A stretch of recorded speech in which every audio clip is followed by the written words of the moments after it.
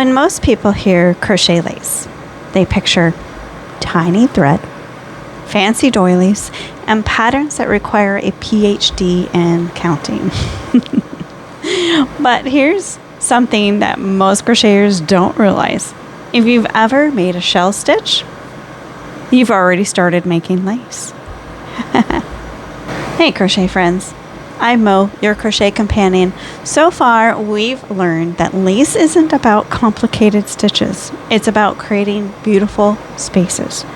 And today, we're taking the next step, adding shell lace to our Lace Archives runner. Now this already feels different than our mesh, right? It curves, it has movement, and somehow it already looks a little bit fancier, right? Now, here's the secret. Shell stitches aren't just decorative. They spread stitches out. They create little pockets of spaces, and those spaces are what gives lace its soft, airy feeling. Now, before I start demonstration, I did have one thing that I wanted to bring up today. So I have done shell stitches and fan stitches for as long as I can remember. And I've always identified this as a shell stitch. But I learned something new when I was doing this tutorial, that some patterns, especially your older patterns, they interchange those words. So I have found that there were a couple patterns that called this a fan stitch, but I have always known this as a shell stitch. And then I found that some patterns called the fan stitch the shell stitch. So just to keep it even and consistent, I am calling this a shell stitch. This is what I have always known it as, is a shell stitch, and that's what I'm going to continue calling it, is the shell stitch. All right, so let's go ahead and get started. Okay, so to do the actual shell stitch, what you'll want to do is you want to do a chain of 5 plus, so the counts are multiples of chains of 5 plus 2. So for this, I chained 20 plus 2, which was, if you know how to count, it's 22, right? So the extra 2 are considered your turning chain. So to get started, we're actually going to insert our hook in the 5th chain from the hook. So there's the turning chain, and then 1, 2, 3, and actually technically it's the 6th chain from the hook. So we're skipping 5 chains. So your turning chain of 2 and then an additional 3 chains. Okay. Now, we're going to do a double crochet. So for those of you who do not know how to do a double crochet, you're going to yarn over your hook, insert your hook into the stitch. Actually, I like doing it in the back bump now. Yarn over, pull up that loop, yarn over, pull through 2, yarn over, pull through 2. Now, in that same stitch, we're going to do another double crochet, a chain of 1, and then 2 more double crochets in that very same stitch. So there's 1 and 2. So that is your shell.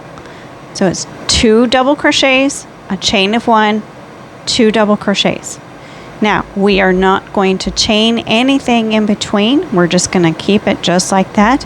But down here on the bottom, we're going to skip 4 chains. So there's 1, 2, 3, and 4. And then the 5th chain, we're going to do the exact same thing. We're going to do 2 double crochets, chain of 1, 2 double crochets.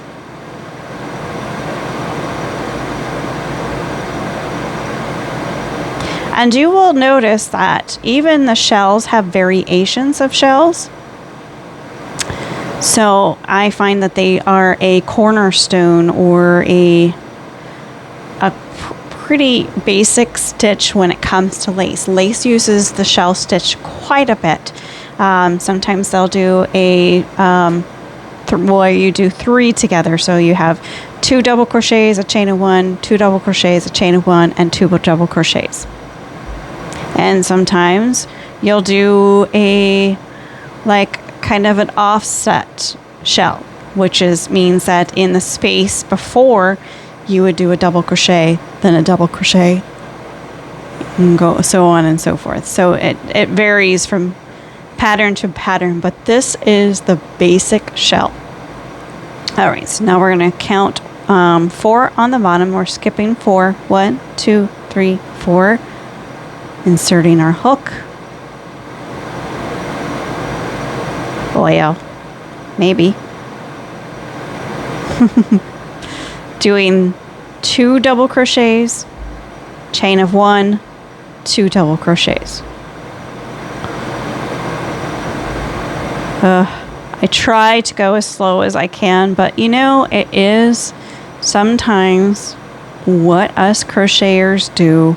We go too fast and we forget that people are watching.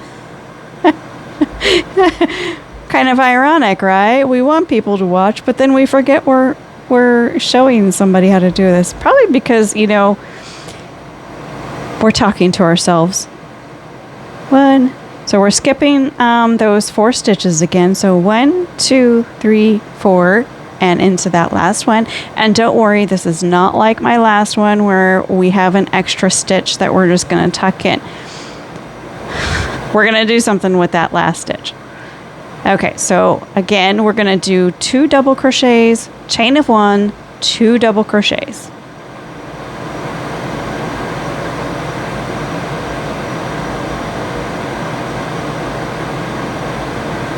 And then in that last stitch, we're going to pop just a double crochet in there. There we go. And if it does the little sad face, that's okay. It'll fix itself in the next row. Now, as you can see, something is starting to happen here, right? Your eye doesn't just follow the stitches anymore. It starts following the actual curves, right? And that's one of the things that makes shell lace feels so elegant. Okay, so we're going to do one more row because the second row is what is a little bit different than the first row, and you repeat the second row throughout your entire project. So in the last video I showed you guys how to do a stacking stitch. And we're just going to do a single crochet in that first stitch, and in that vertical bar we're going to put another single crochet, and that is going to count as our double crochet. You'll do a double crochet at the beginning of your row and a double crochet at the end of your row. So we're going to skip all this muckety muck and into this space right here, that chain 1 space that we created in between those 2 double crochet, in between the 4 double crochets. I go 2 and 2, 2 and 2. So we're going to insert our hook right into that chain space, and we're going to do the same thing we did in the previous row. We're going to do 2 double crochets, chain 1, 2 double crochets.